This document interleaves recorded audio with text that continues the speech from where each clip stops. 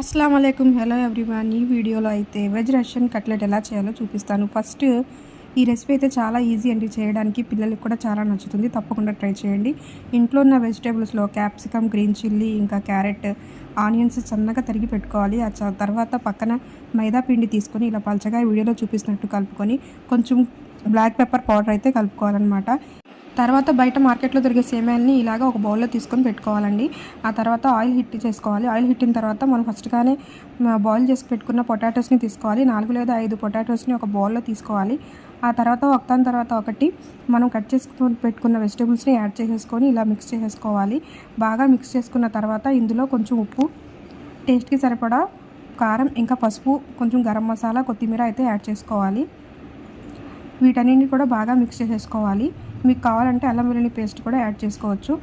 ఇలా బాగా మిక్స్ చేసుకొని ఒక 5 to 10 minutes పక్కన పెట్టేసుకోవాలండి. ఆ తర్వాత చేతికి ఆయిల్ లేదా కొంచెం వాటర్ని యాడ్ చేసుకొని ఇలా వీడియోలో చూపిస్తున్నట్టు మనకు ఇలా కట్లెట్ షేప్ వచ్చేటట్టు చేసుకొని ఇలాగ పక్కనే మైదా పిండిలో తర్వాత సేమియాల్లో ఇలాగా బాగా మిక్స్ చేసుకొని పక్కనే ఆయిల్ హీట్ అయింది కదా, ఆయిల్లో యాడ్ చేసేసుకోవాలి. మీడియం ఫ్లేమ్లో అయితే కుక్ చేసుకోవాలండి, లేకపోతే లోపల పచ్చిగానే ఉంటుంది.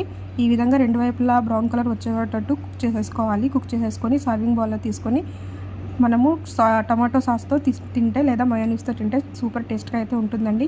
మీరు కూడా రంజాన్ స్పెషల్గా, ఇఫ్తారీ స్పెషల్గా ఈ రెసిపీని అయితే తప్పకుండా ట్రై చేయండి.